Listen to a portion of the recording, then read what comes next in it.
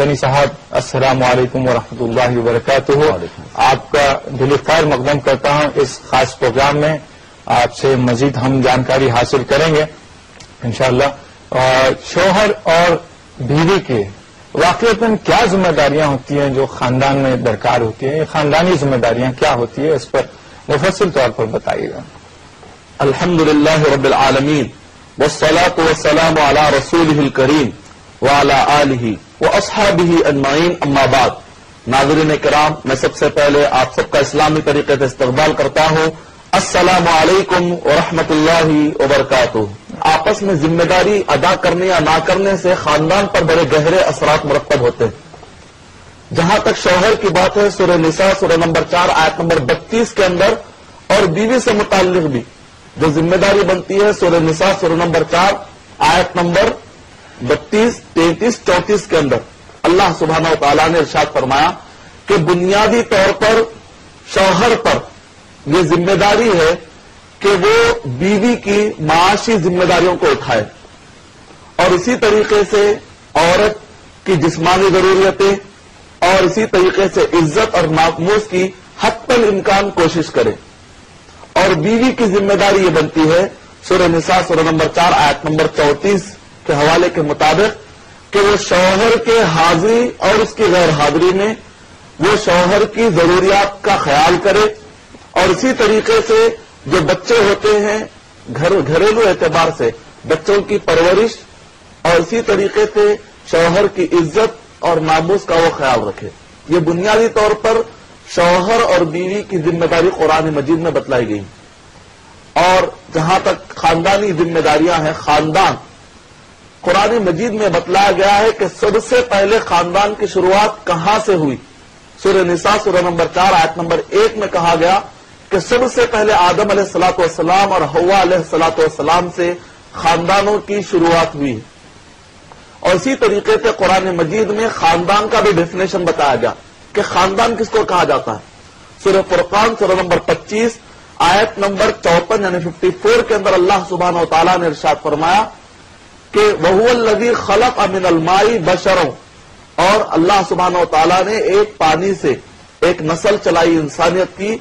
اور نسبًا وَصِهْرًا، اللہ سبحانہ و تعالیٰ نے خاندان کا ڈیفینیشن دیتے ہوئے فرمایا کہ خاندان کہتے ہیں کہ وہ جو بلڈ ریلیشن میں آتا ہے، اور دوسرا وہ جو ان لاس ریلیشن میں آتا ہے، یعنی کہ ددیال، ننیال اور سسرال، اس کو خاندان کہا جاتا ہے. اور خاندانی اعتبار سے جب اس کو خاندان کہا گیا تو ذمہ داری کیا بنتی ہے، مختصر طریقے سے اگر ہم جانیں تو سورہ نحل سورہ نمبر 16 آیت نمبر 90 کے اندر اللہ سبحانہ و تعالیٰ نے کہا 3 چیزوں کو کرنا چاہیے، 3 چیزوں سے روکنا چاہیے. انصاف کو قائم کرنا چاہیے، اور اسی طریقے سے احسان، ایک دوسرے کے ساتھ احسان کا سلوک، حسن سلوک ہونا چاہیے. وَإِيتَاءِ ذِي الْقُرْبَى، اور دوسروں کی ضرورت پر کام آنا چاہیے. 3 چیزوں سے روکنا چاہیے. گھر کے اندر، خاندان کے اندر بڑے بڑے گناہوں سے خاندان میں ایک دوسرے کو روکنا چاہیے، چھوٹے چھوٹے گناہوں سے بھی روکنا چاہیے، اور اسی طریقے سے سرکش اور ظلم کے کاموں سے بھی روکنا چاہیے. یہ مختصر طریقے سے ذمہ داری قرآن مجید میں بتلائی گئی. ہیلو جی، ہیلو، السلام علیکم. وعلیکم السلام ورحمۃ. کون صاحب بول رہے ہیں؟ کیرلی کرناٹکا سے. جی، کرناٹکا سے. کون صاحب بول رہے ہیں؟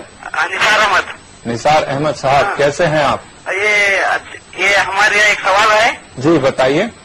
ہماری بھائی کی عورت ہے نا جی، ہر ایک بات کا بھی کہنا نہیں مانتی. اچھا اور جی، قرآن اور حدیث سے اس کے تعلق سے کیا ہے، ذرا ہمارے کو سمجھو. اچھا، بہت بہتر آپ کا سوال بتائیں گے. بہت بہت شکریہ، آپ نے ہمیں کال کیا. السلام علیکم. مدنی صاحب، بھائی صاحب نثار احمد صاحب کی بھاوت صاحبہ کوئی بات نہیں مانتی ہے، بہرحال تھوڑی سرکشی دکھاتی ہیں، تو اس متعلق قرآن و حدیث کیا کہتے ہیں؟ وعلیکم السلام ورحمۃ اللہ وبرکاتہ. سب سے پہلے تو یہ کہ دیور کو چاہیے کہ وہ اپنے بھائی اور یعنی بھابھی، ان دونوں کے درمیان کے نجی مسئلوں میں داخلہ نہ لے. بھائی کو چاہیے کہ وہ آپس کا مسئلہ خود سلجھا لے. بھائیوں کے اور اسی طرح سسرال کے انوالو ہونے سے مسئلہ اور بڑھ جائے گا. اب جہاں تک اگر یہ مسئلہ مجھ سے ڈائریکٹ اگر شوہر پوچھتے اور کچھ سبب بتاتے تو شاید کہ میں کوئی حل دے پاتا. اور اس میں یہ بات بھی مجھے واضح نہیں ہے کہ آخر غلطی شوہر کی طرف سے ہو رہی ہے یا بیوی کی طرف سے. بات نہیں سننا ہے یہ تو بات صحیح ہے، لیکن کیوں نہیں سن رہی ہے؟ کہیں ایسا تو نہیں کہ شوہر کی بھی کوتاہی ہو رہی ہے؟ تو ایسے وقت پر ہم ایک طرفہ سن کر کسی کا فیصلہ تو نہیں کر سکتے. عمر رضی اللہ تعالیٰ عنہ نے فرمایا اگر کوئی ایک آنکھ پھٹی لے کر تمہارے پاس آئے تو فیصلہ مت کر دو جلد بازی میں، ہو سکتا ہے کہ وہ دوسرے کی 2 آنکھ پھوڑ کر آیا ہو. تو ایسے وقت پر صرف سن کر فیصلہ نہیں کہہ سکتا. البتہ جنرل بات یہ ہے کہ آپ اپنے بھائی سے کہیے کہ اس مسئلے کو سالو کریں. سالو کرنے کا طریقہ بتایا گیا سورہ نساء سورہ نمبر 4 آیت نمبر 34 کے اندر. انشاءاللہ پڑھیے آپ کو معلومات مل جائیں. شکریہ مدنی صاحب. آئیے اور ایک کالر ہیں، بات کرتے ہیں. ہیلو السلام علیکم. وعلیکم السلام ورحمۃ. جی صاحب کون بول رہے ہیں اور کہاں سے بول رہے ہیں؟ جی ہم آزاد بول رہے ہیں مدینہ منورہ سے. ماشاء اللہ مدینہ منورہ سے بول رہے ہیں آزاد صاحب. جی فرمائیے آپ کا سوال کیا ہے؟ سوال یہ ہے کہ ہم انگریزی میں جس کو فیملی بول رہے ہیں، جی جی اسلامی طور پر ہم اس کا کیا ڈیفینیشن کر سکتے ہیں؟ خاندان کا تو وہ ڈیفینیشن جو مفتی صاحب بتائے وہ تو بہت بڑی ہے. جی فیملی کے لیے لاگو ہوگی؟ جی جی جی بہتر ہے، آپ کے سوال کا جواب دیا جائے گا. بہت بہت شکریہ، آپ نے مدینہ منورہ سے ہمیں کال کیا.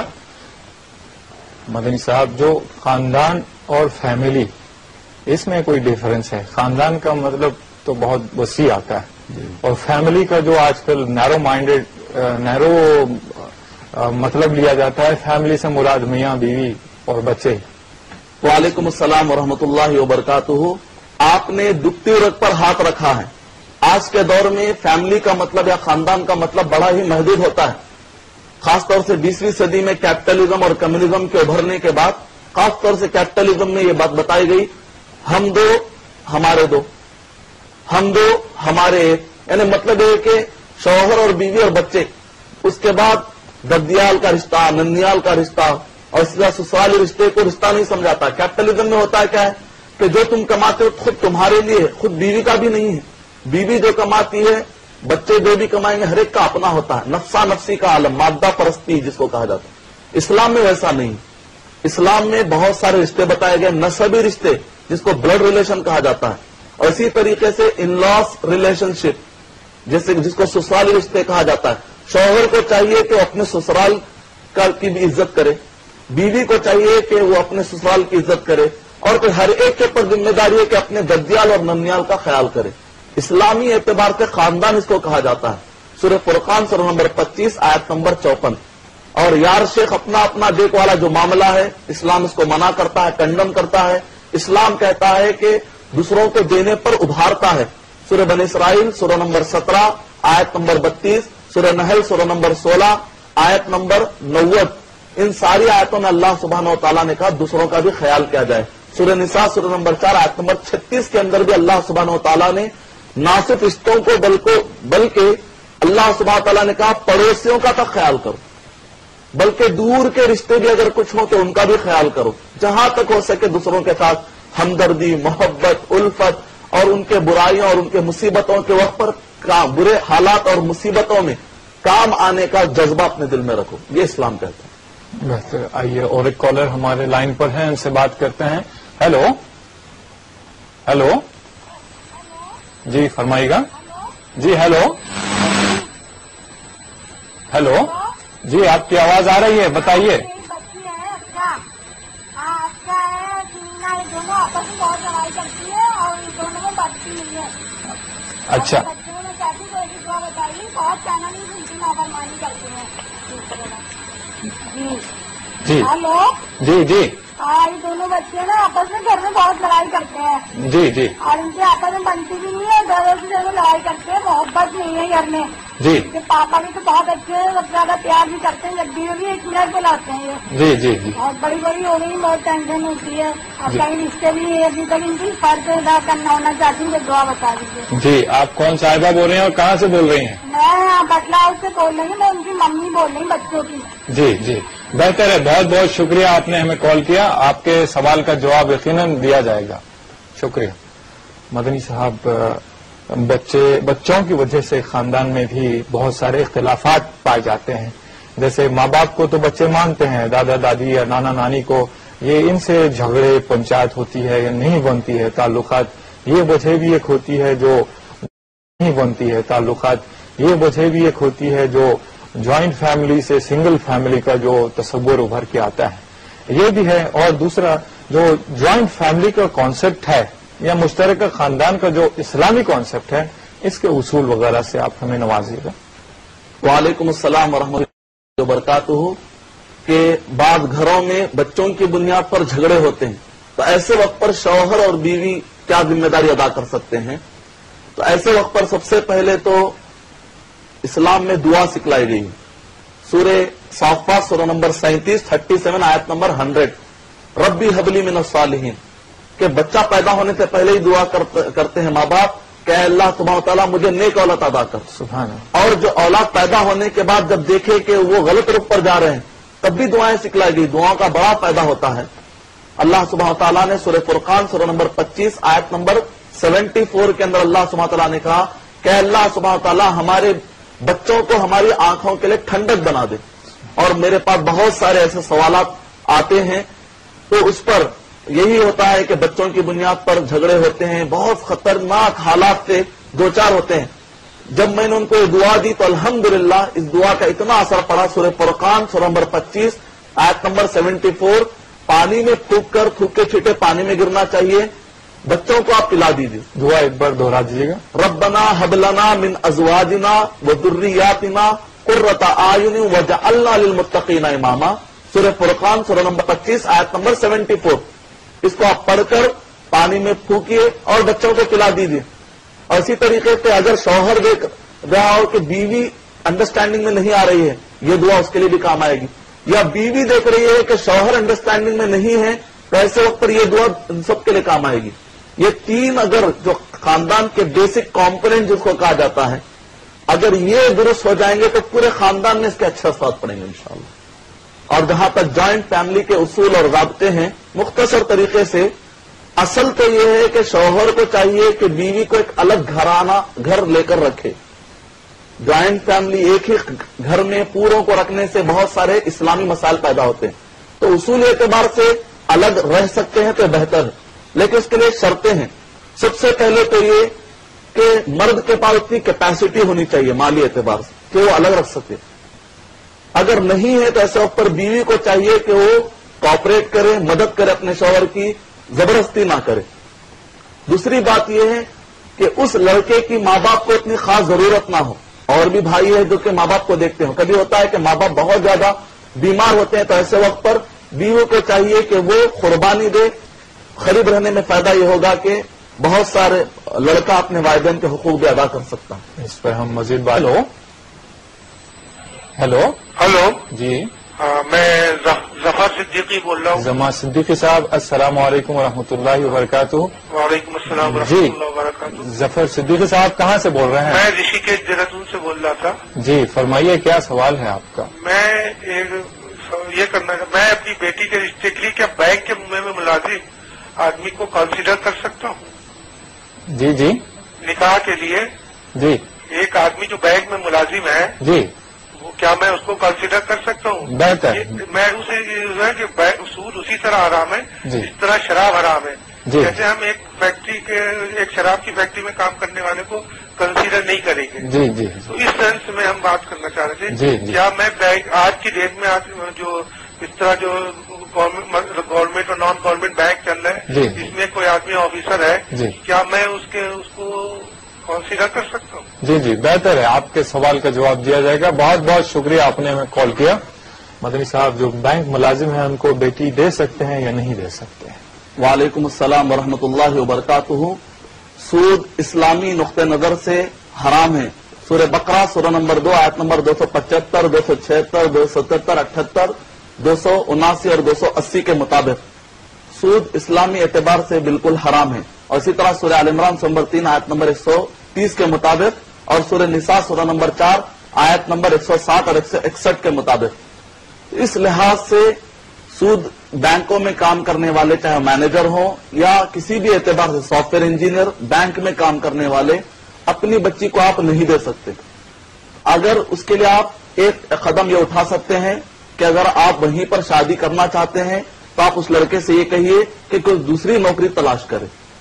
کیونکہ یہاں تک جو علماء کرام نے کہا ہے کہ اگر کوئی سود کے ذریعے سے پیسہ جمع کرتا ہے بلکہ حج بھی کرتا ہے تو اس کا حج قبول نہیں کیا جائے گا. کہ عام طور پہ جو کہا جاتا ہے کہ ہندوستان چونکہ دارالحرب ہے، پلیس آف وار ہے، یہاں پر نعوذ باللہ، حالانکہ ایسی بات نہیں ہے، یہ تو پلیس آف ایگریمنٹ ہے، یہ دارالمعاہدہ ہے، دارالدعوہ ہے، یہ دارالحرب میں نہیں آتا، پلیس آف ایگریمنٹ میں آتا ہے، پلیس آف وار میں نہیں آتا. تو بعض لوگ یہاں پر سود کو حلال سمجھتے ہیں. تو بہرحال یہ ایک بہت بڑی غلط فہمی ہے، قرآن اور حدیث سے اس کا کوئی بھی ثبوت نہیں ہے. تو لہذا کہیں پر بھی بینک میں کام کرنے والے سے اپنے بچی کو آپ حوالے مت کیجیے، کیونکہ آپ کی ذمہ داری ہے، قیامت میں آپ کو پوچھا جائے گا کہ آپ نے اپنی بچی کو کہاں پر حوالے کیا. امید کہ آپ کا جواب مکمل ہو. اگر کرنا ہی چاہتے ہیں تو پھر لڑکے کو آپ مشورہ دیجیے کہ کوئی اور نوکری جوائن کریں. اور آج کل نوکریوں کا ملنا کوئی مشکل نہیں رہا، بہت سارے انداز کے نوکریاں کھل چکے ہیں، تو انشاءاللہ حلال روزی اپنائی جا سکتی ہے انشاءاللہ. جہاں تک یہ بہت ہی اہم سوال ہے آج کے دور کا، سلگتا ہوا موضوع ہے، ہاٹ ایشو، جس کو کہا جاتا ہے کہ جوائنٹ فیملی جائز یا ناجائز. میں اس کو بالکل ناجائز بھی نہیں کہہ سکتا، میں اس کو جائز بھی نہیں کہہ سکتا. یہ دیکھا جائے گا کہ حالات کے حساب سے فیصلہ کیا جائے گا. ایسے وقت پہ جبکہ اگر وہاں پر دیور موجود ہو، پردے کی پابندی نہیں ہو رہی ہو، ایک گھر کے اندر، گھر بالکل چھوٹا ہے اور شوہر کے پاس امکان بھی موجود ہے کہ وہ الگ گھر لے سکتا ہے، تو اتنا قریب گھر لے گا کہ جہاں سے وہ اپنے ماں باپ کے گھر بھی قریب پڑے اور اپنی بیوی کے ساتھ جہاں پر رہتا ہے وہ گھر دونوں بالکل قریب ہونا چاہیے.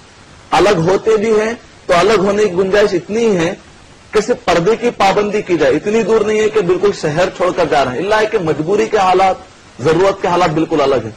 جبکہ ماں باپ ضرورت مند ہو اس لڑکے کے، بیمار ہوں، بوڑھے ہوں، تو ایسے وقت پر لڑکے کی ذمہ داری ہے کہ ماں باپ کا بھی خیال کرے اور بیوی کا بھی خیال کرے. اب چونکہ وہاں پر پردے کے مسئلے آ رہے ہیں، گھر میں دیور ہے، جیٹ ہے، اس وجہ سے اس کو الگ کیا جا رہا ہے. الگ کا مطلب یہ نہیں ہوتا کہ اختلافات کی بنیاد پر الگ کیا جا رہا ہے. اور اگر مسئلہ دیور کا، جیٹ کا نہیں ہے تو ایسے وقت پر سب سے بہترین شکل یہ ہے کہ شوہر اور بیوی دونوں مل کر رہیں اور ماں باپ بھی ادھر رہیں، لڑکے کے ماں باپ. اور اس بہانے جو خاتون کو وقتیہ طور پر سسرال کی خدمت کرنے پڑے گی، اس کا بہت بڑا اجر لکھا جائے گا. اور اس کی بنیاد پر ہوگا یہ کہ بزرگوں کی رہنمائی بھی رہے گی چھوٹے بچوں پر. اس کے فائدے بھی ہیں. اس کا مطلب نکلا کہ جوائنٹ فیملی کے فائدے بھی ہیں اور اسلامی اعتبار سے بعض اوقات اس کے نقصانات بھی ہیں. تو جس وقت پر اسلامی اعتبار سے شریعت سے ٹکراتا ہے اس وقت پر الگ کرنے کی اجازت ہے، لیکن الگ کا مطلب یہ نہیں کہ تعلقات توڑ لیے جائیں. اور اسی طریقے سے اگر اسلامی اعتبار سے کوئی چیز کانٹرڈکٹ نہیں ہوتی ہے تو بہتر ہے کہ سب مل کر آپس میں رہیں، کیونکہ رشتہ داری ادا کرنے سے محبت بڑھتی ہے. اور نبی اکرم صلی اللہ علیہ وسلم نے فرمایا جو اپنے عمر میں اور رزق میں برکت چاہتا ہے وہ اپنے رشتہ داروں کا حق ادا کرے. مدنی صاحب، جیسے کہ وصیت، وراثت، ذمہ داری اور تحفہ وغیرہ یہ ساری چیزیں جو ہے، اس میں بچوں سے متعلق ان چیزوں میں کیا احکامات نازل ہوئے ہیں، اس سوال پر ہم بات کریں. یہ بھی بہت اہم سوال ہے. شوہر اور بیوی پر ذمہ داری ہوتی ہے کہ جب وہ اپنے بچوں سے متعلق حقوق ادا کرتے ہیں، ذمہ داری ادا کرتے ہیں اپنی، تو ایسے وقت پر عام طور پر سوالات اٹھتے ہیں کہ ہمارے ماں باپ نے وصیت کے مسئلے میں، وراثت کے مسئلے میں بہت اونچ نیچ کی ہے. تو ایسے وقت پر میں جنرل اصول بتاتا ہوں کہ ماں باپ اپنے لڑکوں کو کچھ اگر دینا چاہتے ہیں انتقال سے پہلے، اپنے مرنے سے پہلے، تو ظاہر بات ایسے وقت پر لڑکے کو لڑکی کے مقابلے میں زیادہ دینے کا جو رواج ہے، پہلے ہی جو لوگ بانٹ دیتے ہیں، یہ تو انہیریٹنس میں وراثت میں ہے. مرنے کے بعد جو مال بانٹا جاتا ہے اس کے اندر لڑکی کے مقابلے میں لڑکے کو ڈبل ملتا ہے. لیکن اگر انتقال سے پہلے بانٹا جا رہا ہے تو یہ تو تحفہ ہے. تحفے کا اصول یہ ہے کہ لڑکا لڑکی دونوں کو برابر بانٹا جائے. تو تحفے اور وراثت میں یہ فرق ہے. اور کبھی یہ ہوتا ہے کہ 5 بچوں میں سے ایک کو خاص وصیت کرتا ہے، کہتا ہے کہ میں بہت زیادہ چاہتا ہوں. حدیث شریف میں لا وصیت لوارث، جو وارث ہوگا، جو ترکہ میں حصہ پائے گا، اس کے لیے وصیت کرنا پھر الگ سے جائز نہیں. وصیت تو اس کے لیے ہے جس کو ترکے میں حصہ نہیں ملتا. اور ذمہ داری میں بھی ایک اہم اصول ہے. ایک بچے کو ڈاکٹر بنا، ایک بچے کو انجینئر بنا، تو بعد میں انجینئر والا بچہ یہ کہے کہ ڈاکٹر بنانے کی بنیاد پر اس پر زیادہ خرچہ آیا ہے، اس وجہ سے اگر لڑے تو یہ جائز نہیں ہے. دونوں کی ذمہ داری تو ماں باپ نے ادا کی، کسی کو انجینئر بنایا، کسی کو ڈاکٹر بنایا، حسب خیر. تو اس میں پیسوں میں اونچ نیچ ہو رہی ہوگی، لیکن ذمہ داری دونوں نے برابر ادا کی. یہ اہم اصول ہے جو سمجھنا ضروری ہے. جھگڑوں کی یہ بنیاد بھی بہت بنتی ہے. شکریہ بہت بہت. آئیے کالر سے بات کرتے ہیں. ہیلو، آئیے کالر سے بات کرتے ہیں. ہیلو ہیلو ہلو، جی فرمائے گا. ہاں ہلو، جی آواز آ رہی ہے آپ کی. ہاں جی ہاں، میں ڈاکٹر جی خان ناظر سے بول رہا ہوں. جی میرا سوال یہ ہے ہاں جی کہ اگر بیوی جاب کرنا چاہے جی تو وجہ کیا ذمہ داری ہوتی ہے؟ بہتر ہے، آپ کے سوال کا جواب دیا جائے. شکریہ بہت بہت، آپ نے کال کیا. مدنی صاحب، اگر بیوی جاب کرنا چاہے تو شوہر کی کیا ذمہ داری ہے، اس متعلق یہ پوچھنا چاہ رہے تھے. وعلیکم السلام ورحمۃ اللہ وبرکاتہ. کوئی بھی عورت خاتون پڑھائی کرنا چاہتی ہو یا پھر جاب کرنا چاہتی ہو، 3 اصول اگر پورے کر لیے جائیں تب تو جائز ہے. سب سے پہلے تو یہ کہ عورت مکمل اسلامی پردے کا جو کانسیپٹ جو ہمارا ایک سیشن چلا ہے اس کی روشنی میں اسلامی پردے کی پابندی کرے. دوسرا یہ ہے کہ عورت ایسا جاب یا ایسی تعلیم حاصل نہیں کر سکتی جو اسلامی اعتبار سے حرام ہو. سودی کاروبار، شراب کا جو اسلامی اعتبار سے حرام ہو وہ جاب بھی نہیں کر سکتی. تیسرا اصول یہ ہے کہ عورت ایسی جگہ پر جاب جا کر نہیں کرے گی جہاں پر اپوزٹ سیکس منگل اپ کے مسئلے آتے ہوں، اختلاط کا مسئلہ آتا ہو. تو شوہر کی ذمہ داری ہے کہ جاب کو بھیجانے سے پہلے ان 3 چیزوں پر اچھی طریقے سے اسٹڈی کر لے. اگر یہ 3 اصول پورے ہو جاتے ہیں تو اسلامی اعتبار سے کوئی مسئلہ نہیں. ایک رپورٹ کے مطابق جو سروے پیش کیا گیا ہے مصر کے اندر، مجلہ الاسرہ کے مطابق 1996 کی رپورٹ کے مطابق 2 اسٹیٹسٹک ہمیں ملتے، ایک مصر کی اور دوسری USA کی. مصر کی اسٹیٹسٹک میں بتایا گیا ہے کہ وہ عورتیں جو گھر میں رہتی ہیں اور وہ عورتیں جو باہر جا کر کماتی ہیں، کمانے کے باوجود ان کے اخراجات اتنے زیادہ ہوتے ہیں کہ گھر میں رہنے والی عورتیں زیادہ خرچے کو بچا لیتی ہیں باہر کے مقابلے میں. اور اسی طریقے سے 46 ملین عورتیں امریکہ میں ایسی ہیں. مثال طور پہ عورتیں 2 طرح کا جاب کرتی ہیں. ایک تو یہ کہ گھر سے باہر نکل کر ایک جاب ہوتا ہے، ایک تو وہ ہوتا ہے جو کہ گھر بیٹھے کرتی ہیں. بہت ساری آج بھی خواتین ہیں جو کہ گھر بیٹھے جاب کرتی ہیں، بہت ساری شکلیں آج نکل چکی ہیں. تو امریکہ کے اندر 46 ملین عورتیں ایسی ہیں جو پسند کرتی ہیں کہ گھر میں بیٹھ کر جاب کریں. اور اسٹیٹسٹک یہ بتلاتی ہے کہ جو عورتیں گھر میں بیٹھ کر جاب کرتی ہیں وہ 28% باہر والی عورتوں سے زیادہ خرچے کو بچا بھی لیتی ہیں اور زیادہ فائدے میں. تو اس وجہ سے کوشش یہ کیجیے کہ عورت کو ایسا جاب دلائیں جو گھر بیٹھا ہو. اس کا فائدہ یہ ہوتا ہے کہ ان 46 ملین عورتوں سے امریکہ کی پوچھا گیا کہ آپ گھر والا جاب کیوں آپ نے اختیار کیا، تو کہا کہ تاکہ ہم کما بھی سکیں اور اپنے بچوں کی دیکھ بھال بھی کر سکیں. تو سب سے بہترین شکل تو یہ ہے کہ گھر والے جاب کو ترجیح دی جائے. امید کہ آپ کا جواب مکمل ہے. شکریہ مدنی صاحب. مدنی صاحب ساجد حیدرآباد سے لکھتے ہیں، اگر فیملی ممبرز میں نا اتفاقی ہو تو اس صورت میں صلہ رحمی کس حد تک مفید ہے؟ اس سوال سے متعلق. وعلیکم السلام ورحمۃ اللہ وبرکاتہ. خاندان میں، فیملی میں اگر نا اتفاقی ہو تو ایسے وقت پر کیا کیا جائے؟ صلہ رحمی کس حد تک ہمارے لیے مفید ہے؟ نبی اکرم صلی اللہ علیہ وسلم نے یہ فرمایا، ترمذی شریف کی روایت ہے، لیس المکافی، اور صلہ رحمی کرنے والا وہ نہیں ہے جو بدلے کو بدلا دیتا ہے. سامنے والا اچھا رہا تو میں بھی اچھا رہوں گا، اگر سامنے والا بگڑ گیا تو میں بھی بگڑ جاؤں گا. اس اصول پر چلنا یہ صلہ رحمی نہیں.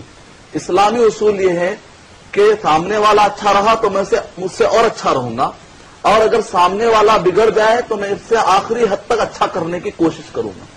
یہ ہے اسلامی اعتبار سے صلہ رحمی. نا اتفاقیاں تو ہوتی رہیں گی، ناچاقیاں تو ہوتے رہیں گی. ایسا کوئی گھر آپ نہیں بتا سکتے کہ جہاں پر نا اتفاقی نہ جائے. اگر کوئی ایسا گھر ہو تو ایسے وقت پر ایسا کوئی گھر ہو ہی نہیں سکتا کہ جہاں پر آپ ایسا گھر بتائیں. تو جہاں پہ نا اتفاقیاں ہیں وہ تو آتے رہیں گی. کوشش یہ کیجئے کہ جہاں تک ہو سکے اس میں اجر تلاش کیجئے. اجر تلاش کرنے کا مطلب یہ ہے کہ ان حالات میں آپ اچھے سے اچھا سلوک کیا کر سکتے ہیں جس سے کہ آپ اپنے رب کو راضی کریں. تو صلہ رحمی تو کرنا ہے، البتہ کیسے کرنا ہے وہ حالات پر ڈیپینڈ ہوگا. اس حد تک کیجئے کہ جس کی وجہ سے حالات درست ہو جائے. یہ اصل مسئلہ ہے. صلہ رحمی کے پیچھے جو کانسیپٹ ہے وہ یہ ہے کہ نااتفاقیوں کو ختم کر دیا جائے. اس کے لیے آپ دعاؤں کا سہارا لے سکتے ہیں، اس کے لیے آپ بڑوں سے کاؤنسلنگ کرا سکتے ہیں، یا آپ کا اسپیسیفک مسئلہ بتا کر قریب کے علماء سے آپ مشورے لے سکتے ہیں. بہت سارے آپ کام، بہت سارے میتھڈ اپنا سکتے ہیں جس کی وجہ سے انشاءاللہ یہ صلہ رحمی کے اس میتھڈ کے ذریعے سے آپ واپس خاندانوں کو جڑانے والے بن جائیں گے انشاءاللہ. بہت بہت شکریہ. ابھی آپ نے بہت ہی اچھا سوال کیا ہے. حوالہ لکھ لیجئے سورہ صافات سورہ نمبر 37 آیت نمبر 100، سورہ فرقان سورہ نمبر 25 آیت نمبر 74 کے اندر اللہ سبحانہ وتعالیٰ نے پہلے ایک دعا سکھائی، ربی حبلی من الصالحین، اے اللہ سبحانہ وتعالیٰ مجھے صالح اولاد عطا کر. اور اسی طرح دوسری دعا ہے ربنا حب لنا من ازواجنا وذریاتنا قرۃ اعین وجعلنا للمتقین اماما، کہ اے ہمارے رب ہمارے شوہروں کو، اور اگر شوہر دعا کر رہے ہیں تو اے ہمارے رب ہمارے بیویوں کو ہماری آنکھوں کے لیے ٹھنڈک بنا دے، اور ومن ازواجنا وذریاتنا، اور ہمارے بچوں کو بھی ہماری آنکھوں میں ٹھنڈک بنا دے.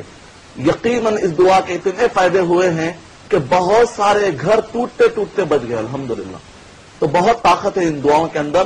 انبیاء کرام اپنے بچوں کے لیے، اپنے گھر والوں کے لیے خاص طور سے دعائیں کرتے تھے. سورہ نوح سورہ نمبر 71 کی آخری آیت، اور اسی طریقے سورہ ابراہیم سورہ نمبر 14 کی آیت نمبر 35 سے لے کر 40 تک، رب اجعلنی مقیم الصلاۃ ومن ذریتی.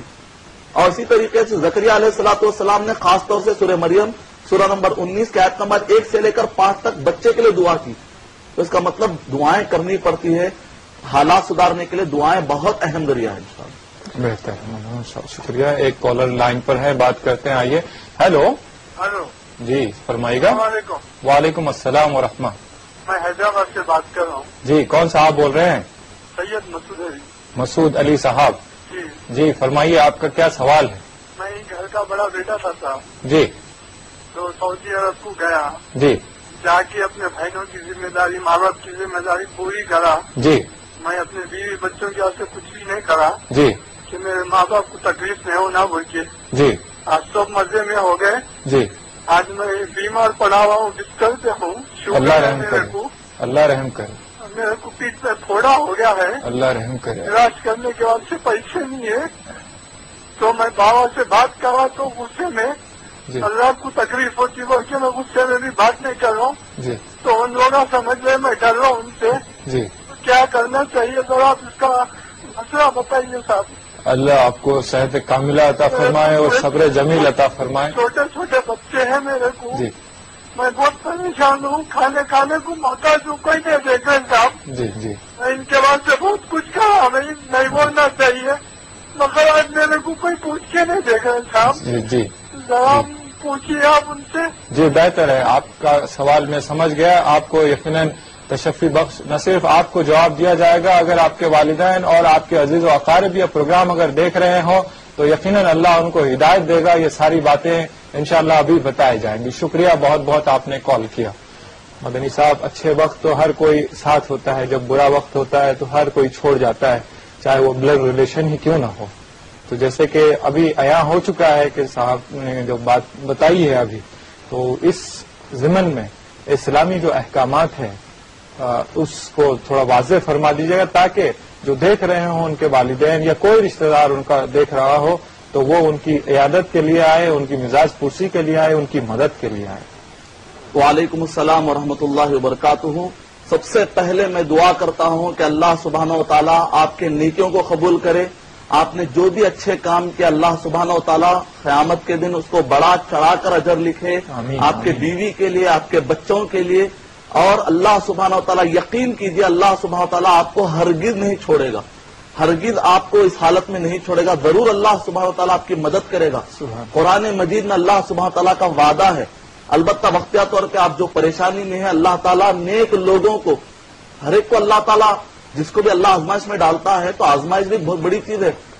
نبیوں کو اللہ سبحانہ و تعالیٰ نے آزمائش میں ڈالا ہے، یعنی مطلب ہے کہ شہید ہونا، آزمائش میں آنا ایک بہت اونچا مقام ہے۔ ایوب علیہ السلام کو دیکھیں، آزمائش میں انبیاء کرام آ گئے ہیں، تو اگر اللہ سبحانہ و تعالیٰ نے بختیار طور پر آزمائش میں ڈالا ہے تو اس سے آپ اس کو عذاب یا اس کو تکلیف مت سمجھیے، اس کا مطلب اللہ کے پاس آپ کا بہت اونچا مقام ہے۔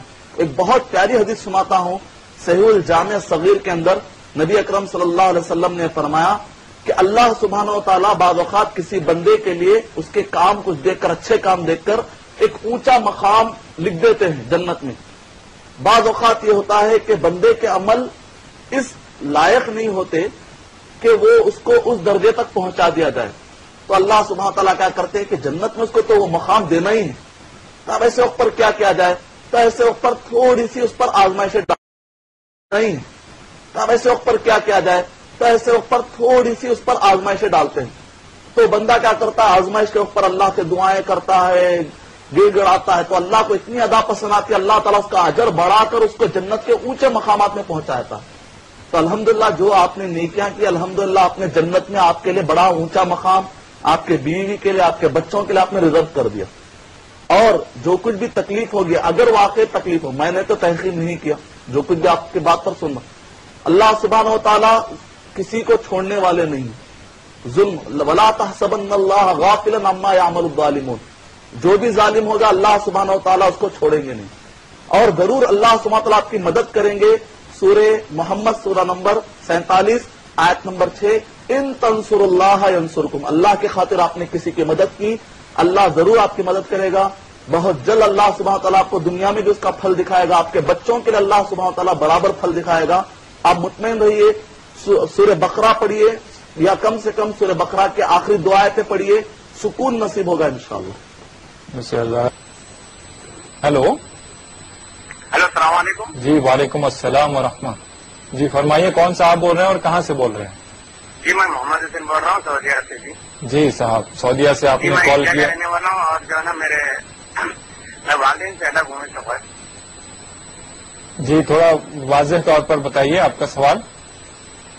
جی میں سعودیہ میں رہ رہا ہوں اس وقت۔ جی میرے فیملی جو ہے نا حیدرآباد میں ہے، انڈیا میں ہی ہے، جی اور اس وقت میں والدین سے الگ ہوں، جی اور میرے والدین اس دوران بیمار ہیں۔ جی تو اس دوران میرے کیا ہے، میری بیوی کے لیے کیا فرض ہے؟ اگر آپ بتائیں مدنی صاحب سے تو بہت بہت مہربانی ہوگی۔